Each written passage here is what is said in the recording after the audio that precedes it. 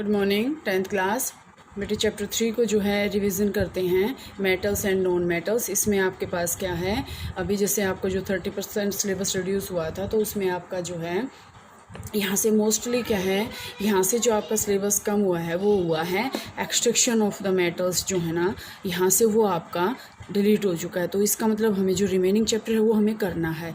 अब जैसे आपको पता था कि आपके पीरियडिक स्टार्ट होने वाले हैं, और उसमें मैंने आपको बताया था कि सेकंड चैप्टर आएगा। उससे पहले बेटा हम जो है आपका टेस्ट लेंगे, जो MCQs का टेस्ट होएगा, तो उसमें आपका सेकंड और थर्ड दोनों चैप्टर्स आएंगे। तो इसलिए यहाँ से मेटल्स और नॉन मेटल्स की जो है रिवीजन को स्टार्ट करते हैं। तो सबसे पहले बेटे डिस्कस करें मेटल्स क्या होती हैं और नॉन मेटल्स क्या होती हैं। फर्स्ट ऑफ ऑल हम जो है यहाँ से मेटल्स की प्रॉपर्टी स्टडी करेंगे, ठीक है।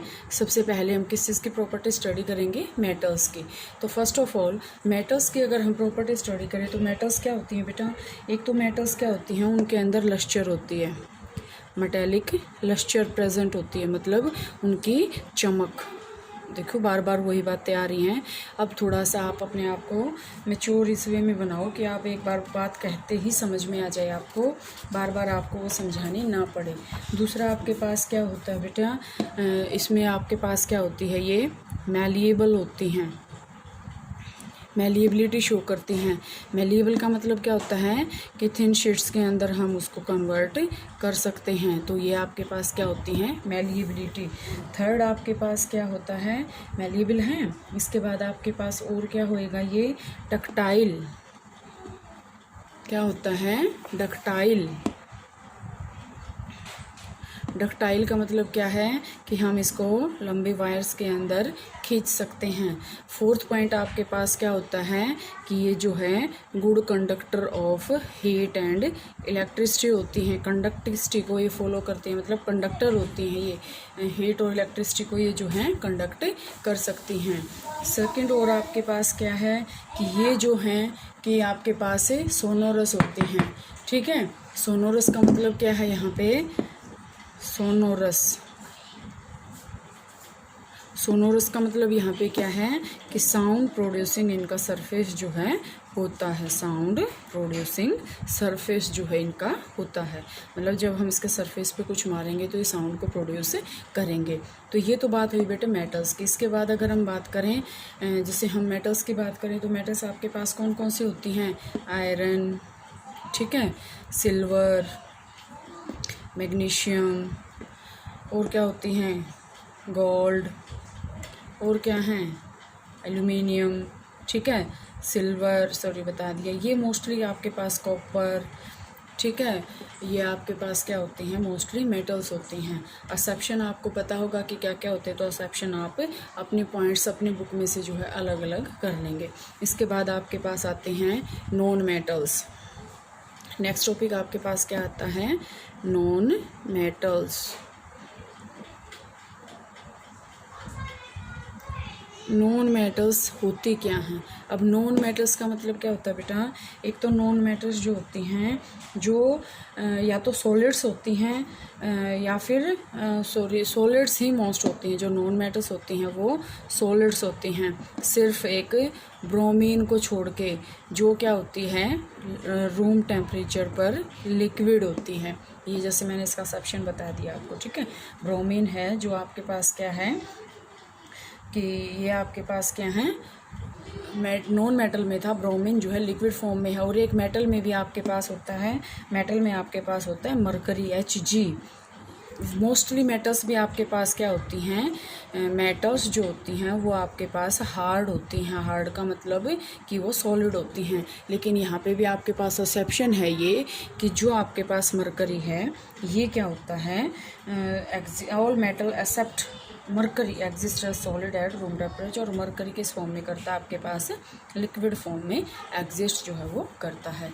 और पॉइंट्स इसमें नॉन मेटल्स में बेटा क्या आएंगे, ये तो आप हम क्या बातें कर रहे हैं यहाँ पे, इनकी फिजिकल प्रॉपर्टीज़ की, ठीक है। किस चीज़ की बातें हो रही है यहाँ पे, फिजिकल प्रॉपर्टीज़ की।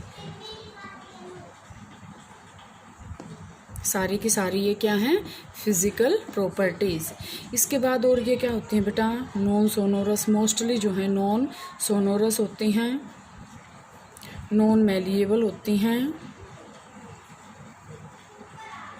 नॉन डक्टाइल होती हैं, ठीक है, और नॉन ही कंडक्टर होती हैं। ग्रेफाइट को छोड़कर सुना होगा ना आपने, जो पेंसिल का जो आगे की निब होती है उसमें क्या होता है, ग्रेफाइट होता है, ठीक है। और ग्रेफाइट क्या करता है, लाइट को कंडक्ट कर देता है, ठीक है। इसके बाद जो है हम मेटल्स, नॉन मेटल्स की जो है केमिकल प्रॉपर्टीज जो है वो स्टडी करते हैं। केमिकल प्रॉपर्टीज़,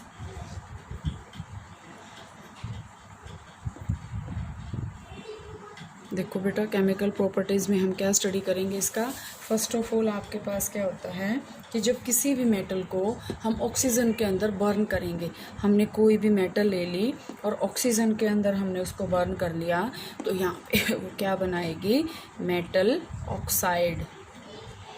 मेटल ऑक्साइड ये यहाँ पे फॉर्म करेगी। जैसे हमने यहाँ पे ले लिया कॉपर और उसको जो है ऑक्सीजन के प्रेजेंस में हमने बर्न कर दिया, यहाँ से वो बनाएगा CuO। इसी तरह हमने यहाँ पे एल्यूमिनियम ले लिया, उसको जो है ऑक्सीजन के प्रेजेंस में बनाएगा। अब देखो आपको मैं बैलेंस करना सिखाऊंगी। यहाँ से हमने एल्यूमिनियम को ऑक्सीजन के प्रेजेंस में बर्न किया, तो बर्न करने का मतलब है कि ये तो फिक्स्ड है कि एल्यूमिनियम का जो ऑक्साइड होता है वो फॉर्मूला क्या होता है, यहाँ पे Al2O3 होता है। तो इसका मतलब आपको इसको क्या करना पड़ेगा, बैलेंस से।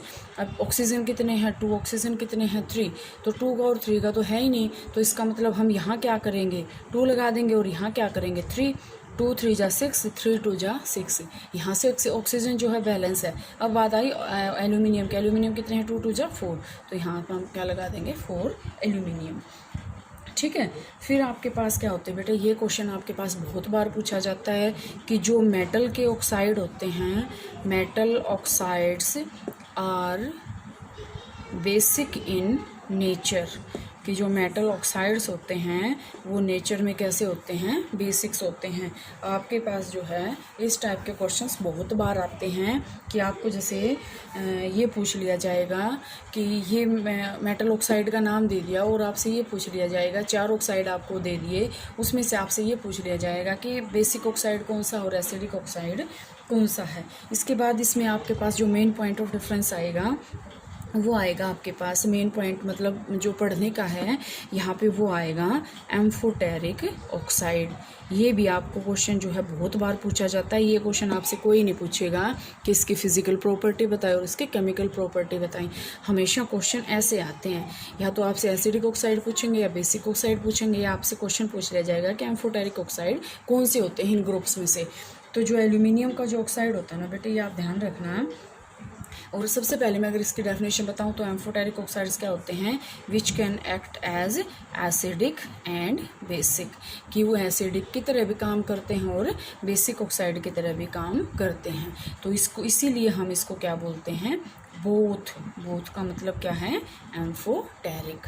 तो ये क्या होते हैं, एम्फोटेरिक ऑक्साइड्स होते हैं। और इसके अगर हम एग्जांपल लें तो एग्जांपल आपके पास इसमें आते हैं कौन कौन से।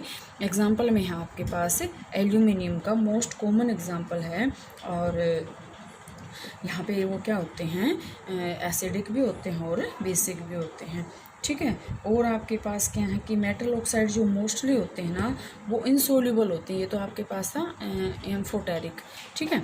मोस्टली जो आपके पास होते हैं वो इनसोल्यूबल होते हैं, ठीक है। तो इनसोल्यूबल होते हैं तो इसका मतलब क्या है, जैसे हमने सोडियम ऑक्साइड ले लिया, यहाँ पे Na2O, sodium oxide 9th class में फॉर्मूला करवाया था हमने, इसके अंदर वाटर मिक्स कर दिया तो ये क्या बनाएगा, यहाँ से ये जो प्रोडक्ट है वो बनाएगा NaOH। देखो NaOH क्या होता है, बेस होता है, मेटल है, और इसके ये जो बेस ये क्या बना आपके पास, ऑक्साइड तो नहीं है, सॉरी ये हाइड्रोक्साइड है, तो ये आपके पास क्या होता है, बेसिक होता है, ठीक है।